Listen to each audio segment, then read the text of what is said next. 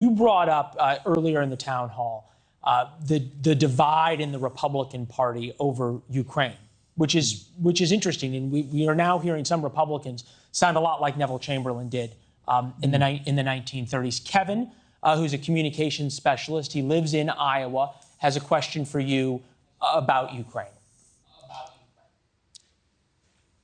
Good evening, Vice President Pence.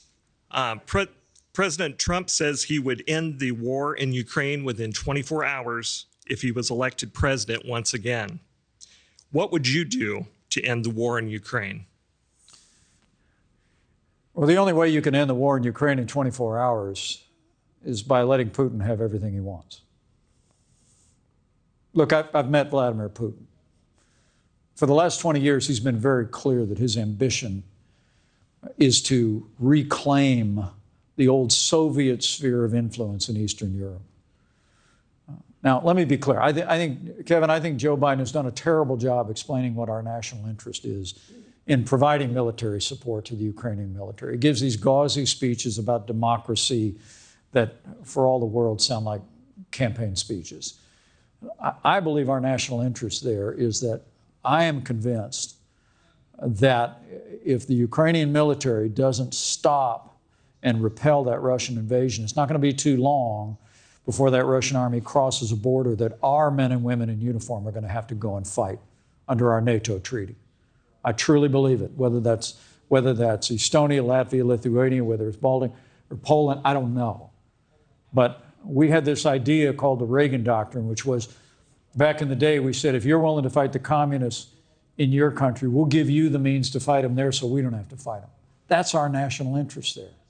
Look, it's a humanitarian crisis. I visited Ukraine. I will tell you, the war crimes that have taken place there, the unconscionable brutality of the Russian military speaks for itself. But I believe the reason why we need to give the Ukrainian military what they need, and not in the dribs and drabs the Biden administration has done, but give them the resources that they need to fight and to win and to drive that Russian military back, is because it's in our interest, and I think ultimately it's in the interest of peace and security in the world. Lastly, I will tell you this: if Putin somehow wins either all or part of what he wants in Ukraine, I think that's going to embolden China's military ambitions in the Asia Pacific.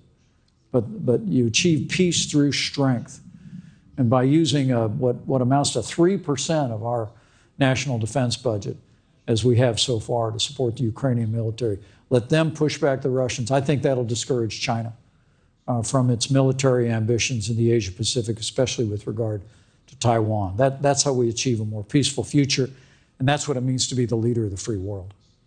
Why do you think, sir, there are so many Republicans, both Republican primary voters and by extension, or maybe by leadership, so many of the other candidates in the primary, so willing to turn their back on the Ukrainians?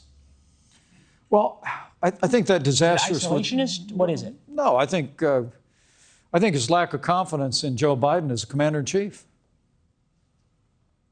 I mean, look, that disastrous withdrawal in Afghanistan should never have happened. And it's emboldened the enemies of freedom around the world.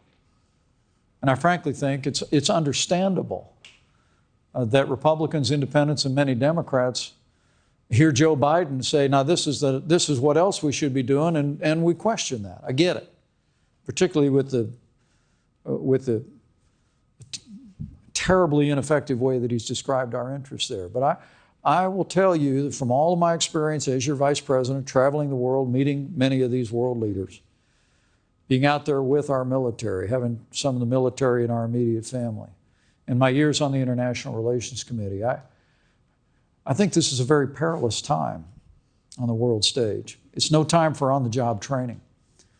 The next president of the United States is going to have to be able to deal with these world leaders. It's going to require, first, we're going to build up our military to make sure the strongest military in the history of the world is stronger than ever before. And then we're going to have to send a very clear message to these authoritarian regimes that the United States is going to defend our country, and we're going to defend our interests around the world. That's what we mean by peace through strength.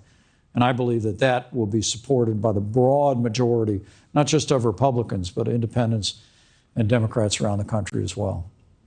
Thanks for watching. Go to newsnationnow.com to find News Nation on your television provider. And don't forget to subscribe. Click the red button to get more of News Nation's fact-driven, unbiased coverage.